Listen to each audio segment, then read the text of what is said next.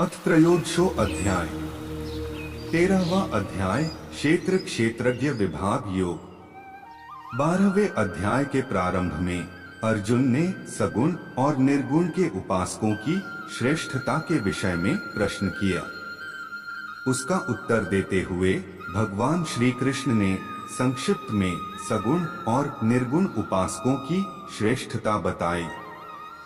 उसके बाद सगुण उपासना का महत्व, फल, प्रकार और भगवत भक्तों के लक्षणों का वर्णन करके अध्याय समाप्त किया, परंतु निर्गुण का तत्व, महिमा और उसकी प्राप्ति के साधन विस्तार पूर्वक नहीं समझाए।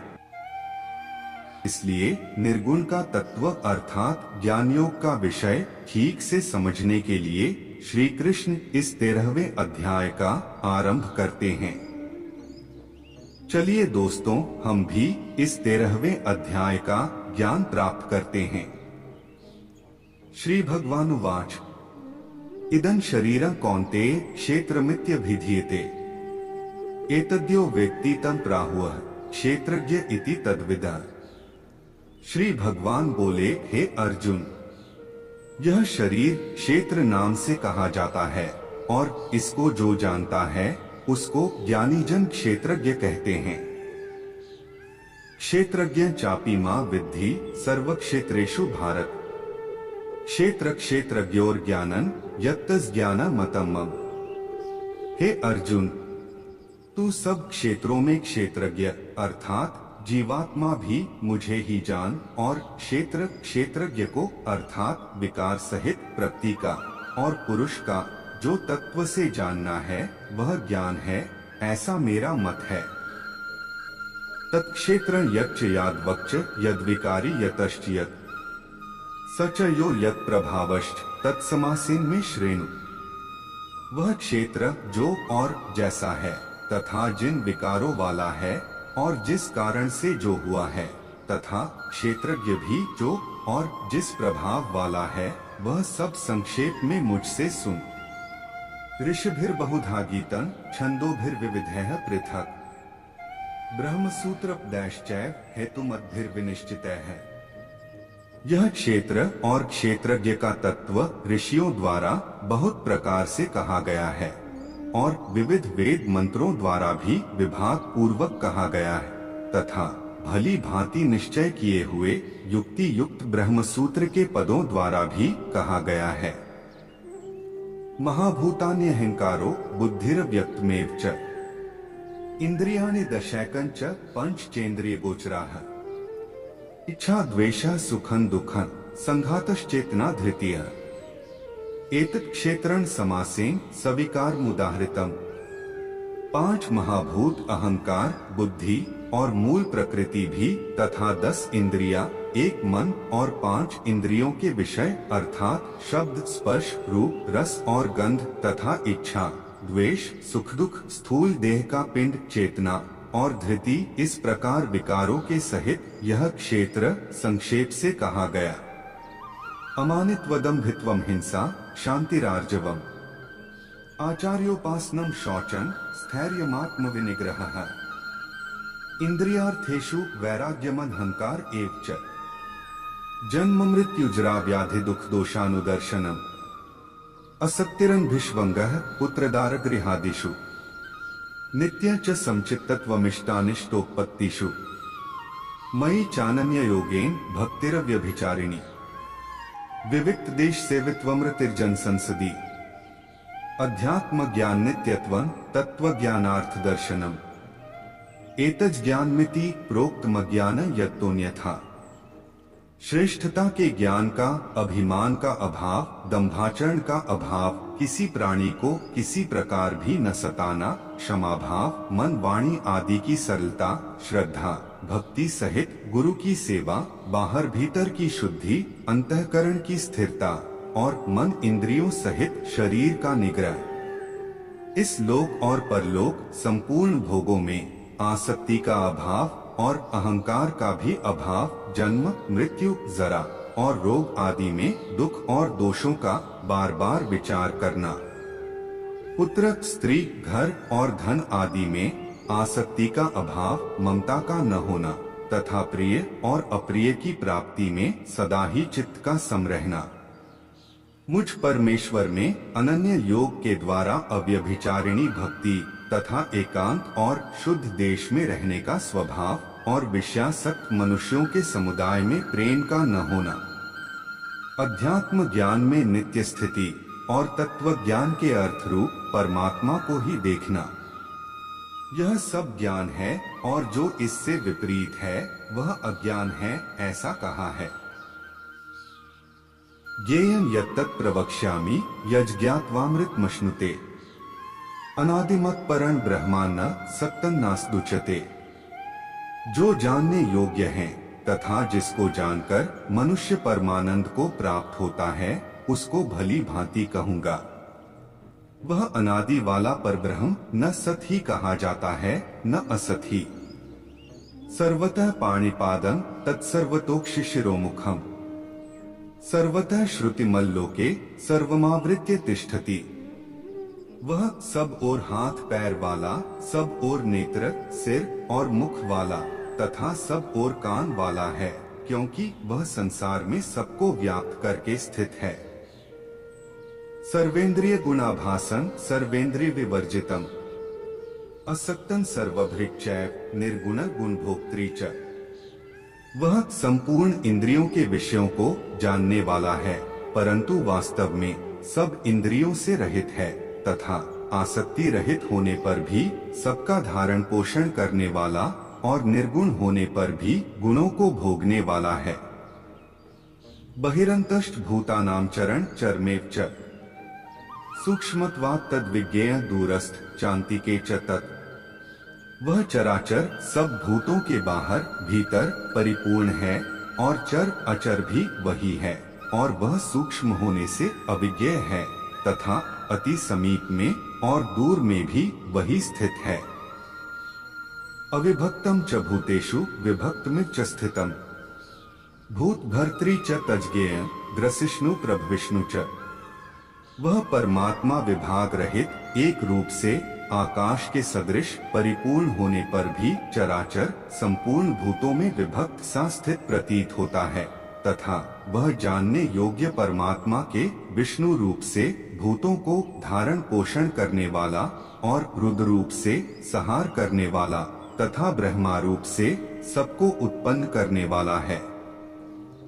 ज्योतिषांपि तज्ज्योतिस्तमसः परमुच्यते ज्ञानं ज्ञेयं ज्ञानगम्य हृदि सर्वस्य विष्ठितम्। वह परब्रह्म ज्योतियों का भी ज्योति और माया से अत्यंत परे कहा जाता है।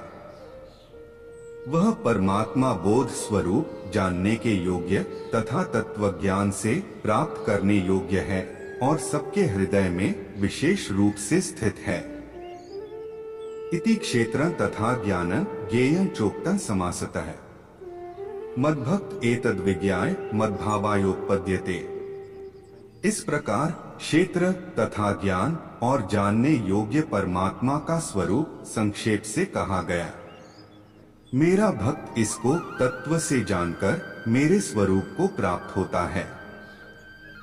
प्रकृति पुरुषं चैव विद्धयनादि उभावपि विकाराश्च गुणाश्चैव विद्धि प्रकृति संभवान्। प्रकृति और पुरुष इन दोनों को ही तू अनादि जान और राग द्वेषादि विकारों को तथा त्रिगुणात्मक संपूर्ण पदार्थों को भी प्रकृति से ही उत्पन्न जान। कार्यकरण कर्तृत्वे हेतुः प्रकृतिरुच्यते पुरुषः सुख दुखाना भोक्तृत्वे हेतुरुच्यते। कार्य और करण को उत्पन्न करने में हेतु प्रकृति कही जाती है और जीवात्मा सुख दुखों के भोक्तापन में अर्थात भोगने में हेतु कहा जाता है। पुरुषः प्रकृतिस्थो ही भुंक्ते प्रकृति जान गुणान् कारण गुण संगोस्य सत्सद्योनि जन्मसु। प्रकृति में स्थित ही पुरुष प्रकृति से उत्पन्न त्रिगुणात्मक पदार्थों को भोगता है और इन गुणों का संग ही इस जीवात्मा का अच्छी बुरी योनियों में जन्म लेने का कारण है। उपद्रष्टानुमंता च भर्ता भोक्ता महेश्वरः परमात्मेति चापयुक्तो देहस्मिन् पुरुषः परः। इस देह में स्थित वह आत्मा वास्तव में परमात्मा ही है।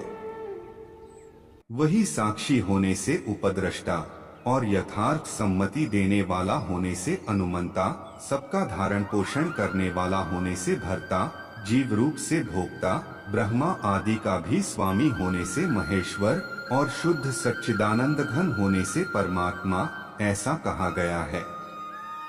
यह एवं व्यक्ति पुरुषं प्रकृति च गुणैः सह सर्वथा वर्तमानोपि न स भूयोभिजायते। इस प्रकार पुरुष को और गुणों के सहित प्रकृति को जो मनुष्य तत्व से जानता है, वह सब प्रकार से कर्तव्य कर्म करता हुआ भी फिर नहीं जन्मता।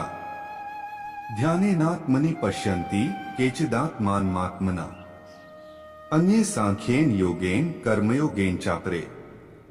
उस परमात्मा को कितने ही मनुष्य तो शुद्ध हुई सूक्ष्म बुद्धि से ध्यान के द्वारा हृदय में देखते हैं, अन्य कितने ही ज्ञानयोग के द्वारा और दूसरे कितने ही कर्मयोग के द्वारा देखते हैं अर्थात प्राप्त करते हैं।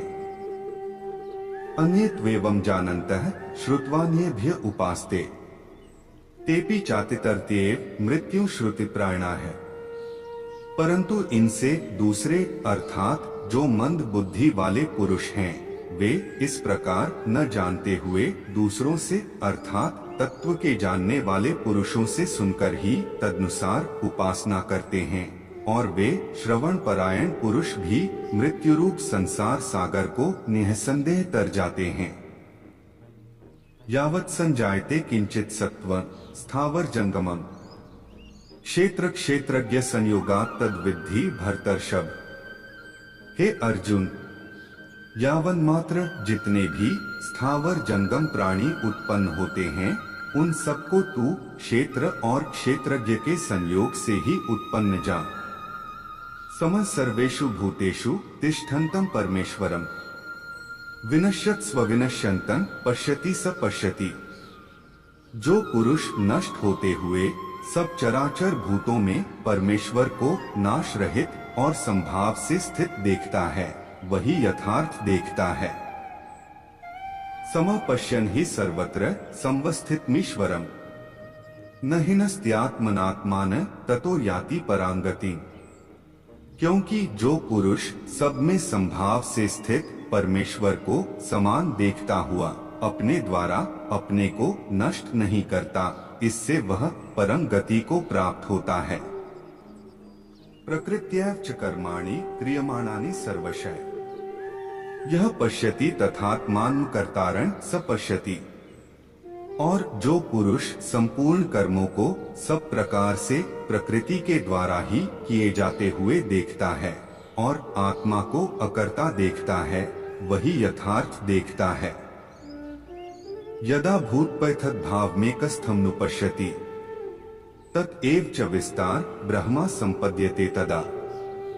जिस क्षण यह पुरुष भूतों में पृथक पृथक भाव को एक परमात्मा में ही स्थित तथा उस परमात्मा से ही संपूर्ण भूतों का विस्तार देखता है, उसी क्षण वह सच्चिदानंद घन ब्रह्मा को प्राप्त हो जाता है।